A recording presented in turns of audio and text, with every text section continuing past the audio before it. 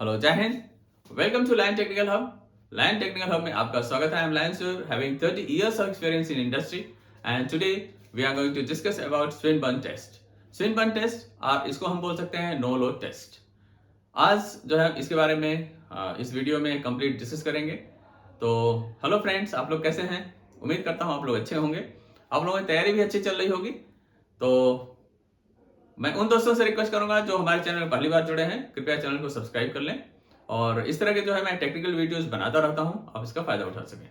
तो आइए स्टार्ट करते हैं स्विनबर्न टेस्ट। स्विनबर्न टेस्ट जैसा कि मैंने ऑलरेडी एक डायग्राम आपको बना रखा है, लेकिन मैं आपको बता दूं कि it is a very simple method in which losses are measured separately और you can say efficiency at various load, यानी कि हम लोड को कम ज्यादा करते हैं तो उस पर क्या एफिशिएंसी है, यानी कि उसको भी हम जो है कैलकुलेट कर सकते हैं और प्री डिटरमाइन कर सकते हैं उसको, राइट। और दूसरा चीज इसमें एक बाउंडेशन है कि हम उन मोटरों का जो है स्विनबर्न टेस्ट करते हैं जिसका जो है फ्लक्स यानी कि प्रैक्टिकली हम कांस्टेंट रखते हैं, जैसे कि शंट मोटर आपका हुआ, कंपाउंड मोटर हुआ, तो इनका जो है कि फ्लक्स जो है यानी कि एक्साइटेशन फील्ड आपकी कांस्टेंट रहेगी। और जो हम इनपुट वोल्टेज देंगे तो हम ये देखेंगे कि मोटर में और कोई कहीं लोड नहीं है, हम इसको नो लोड पे चलाते हैं और उस कंडीशन में हमारे जो लॉसेज होंगे मेनली, तो लॉसेज जैसा कि आप जानते हैं होता है fix loss and variable loss. तो वेरिएबल लॉस में हमारा आता है copper loss, armature copper loss, या जो आपका सन फील्ड है, सन फील्ड का जो लॉस हुआ, राइट। तो ये दो आपके हुए वेरिएबल में आ गए। और कांस्टेंट लॉस की हम बात करें तो जिसमें आपका आता है आयरन लॉसेस, बेसिकली वो कोर के अंदर में होता है, एंड फ्रिक्शन लॉस। तो friction loss, iron loss and windage loss, तो ये तीनों लॉसेस मिलाकर के आपके कांस्टेंट लॉस में आते हैं, राइट। तो ये आपका मोस्टली कांस्टेंट होता है क्योंकि आप जब लोड देते हैं या नहीं देते हैं आपका इतना जो है लॉस होना ही है, तो this comes under constant loss. But आपका जो कॉपर लॉस है वेरिएबल लोड है, यानी कि लोड के ऊपर डिपेंड करता है, और जैसे जैसे लोड को आप बढ़ाएंगे आपका कॉपर लॉस यानी कि वेरिएबल लॉस आपका बढ़ेगा, राइट। तो उस सब के बारे में हम डिस्कस करेंगे। तो आइए देख लेते हैं डायग्राम में, जैसा कि बहुत ही सिंपली दिया हुआ है। ये आपका V है यानी कि इनपुट सप्लाई है, यानी V दे रहे हैं। ये आपका I0 है यानी कि करंट होगा। हमने यहाँ पर 2 मीटर अमीटर लगाए हैं यानी कि करंट मेजर करने के लिए। 2 मीटर इसलिए लगाए हैं क्योंकि हमारा जो एक A1 है यहाँ से आपका जा रहा है, तो A1 में जो आएगा यानी कि कितना फ्लो हो रहा है करंट, ये आपका टोटल करंट बताएगा। और A2 में आपका बताएगा ये फील्ड है यानी कि ISH, आप इसको बोल सकते हैं शंट फील्ड, या इसको आप बोल दीजिए ये शंट फील्ड है। और यहाँ पर है शंट फील्ड रेगुलेटर, राइट। तो इस रेगुलेटर से आप जो है इस फील्ड को रेगुलेट करेंगे एंड फाइनली आपको जब भी हम मोटर चलाते हैं तो हमें एक रेटेड यानी कि जो नेम प्लेट पे मोटर के उसका रेटेड वोल्टेज लिखा हुआ है यानी इतना वोल्टेज पे, और उसका आरपीएम लिखा हुआ है, इतना आरपीएम होना चाहिए। हम क्या करते हैं उसको सेट करते हैं with the help of shunt field regulator. और आपने देखा कि आर्मेचर में यहाँ पर भी रेगुलेटर है, यानी कि इसके शंट फील्ड रेगुलेटर के माध्यम से हम क्या करेंगे, यानी कि with the help of shunt field regulator we regulate the rated voltage and rated RPM, हम उसको उतना उसको कांस्टेंट करके छोड़ देते हैं, राइट। अब हम ये देखते हैं कि हमारा इनपुट वोल्टेज कितना था और उसमें करंट कितना ड्रॉ कर रहा है, यहाँ पर टोटल करंट, और हमारा फील्ड का करंट कितना है ISH, आपका इसका करंट यहाँ पर आ जाएगा। या हम इसको बोल सकते हैं कि A2 में कितना करंट दिखा रहा है यानी शंट फील्ड का, और आपका आर्मेचर में यानी कि आर्मेचर के अंदर में आपका जो होगा यानी कॉपर लॉस, तो कॉपर लॉस को हम बोल सकते हैं यहाँ पर armature copper loss, CU loss आपका आ जाएगा, ये हो जाएगा IA, यहां पर हो जाएगा ये स्क्वायर इंटू RA, ठीक है। अब हमें क्या है, क्योंकि यहां पर A1 है और A2 है यानी कि जो टोटल लोड आ रहा है यहाँ पर यानी कि I पे कितना लोड चल रहा है उसमें से अगर हमें शंट फील्ड का यानी कि जो कितना करंट जा रहा है इसको माइनस कर दें तो हमें ये जो करंट आर्मेचर ड्रॉ कर रहा है वो मिल जाएगा। तो इसको हम ऐसा भी लिख सकते हैं, विल बी इक्वल टू क्या होगा, ये ब्रैकेट लिख लीजिए, I0 हम यहां मार्क कर रखे हैं, तो I0 माइनस ISH यानी कि जो टोटल लोड है, क्योंकि ये नो लोड पे चल रही मोटर तो इसमें जो ओनली लॉसेज ही आएगा, तो ये आपका है टोटल में से हमने शंट को निकाल दिया, तो जो लॉसेज आपके आर्मेचर में हो रहा है वो आपको मिल जाएगा इधर, राइट। तो I माइनस ISH का आपका हो जाएगा स्क्वायर इंटू RA, तो ये आपका हो जाएगा कॉपर लॉस, राइट। तो ये आपका कॉपर लॉस हो जाएगा। और इस तरह से है इनपुट सप्लाई आपका अगर देखा जाए कि आर्मेचर को इनपुट सप्लाई क्या है, आर्मेचर को इनपुट सप्लाई मिलेगी आपको V यानी वोल्टेज है इनटू I।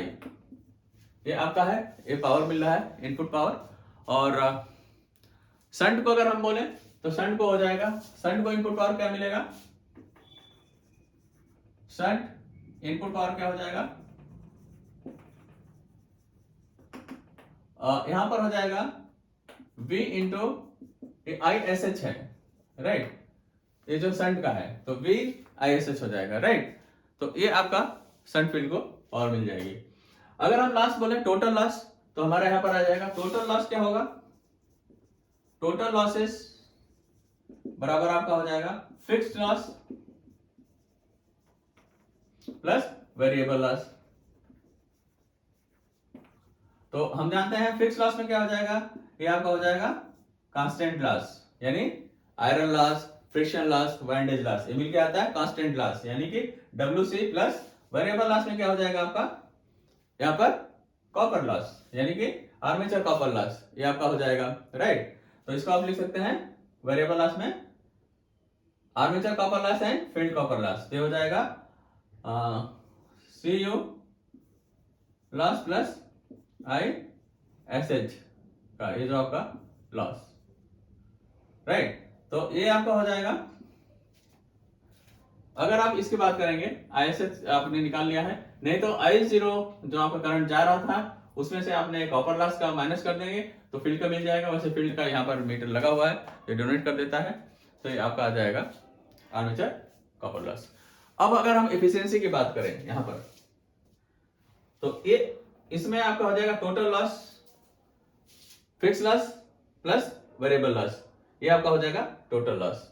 यानी फिक्स लॉस को हम WC के नाम से दे सकते हैं constant loss, and copper loss आपका हो जाएगा, कॉपर लॉस अगर आर्मेचर की देखें तो IA है आपका यहाँ पर, RA हो जाएगा, तो ये आपका यहाँ पर IA स्क्वायर RA, ये आपका आर्मेचर लॉस हो जाएगा। और फील्ड की हम बात करें तो VSH हमने जैसे निकाला था, तो आपका यहाँ पर हो जाएगा ये ISH हो जाएगा, तो ये आपका हो जाएगा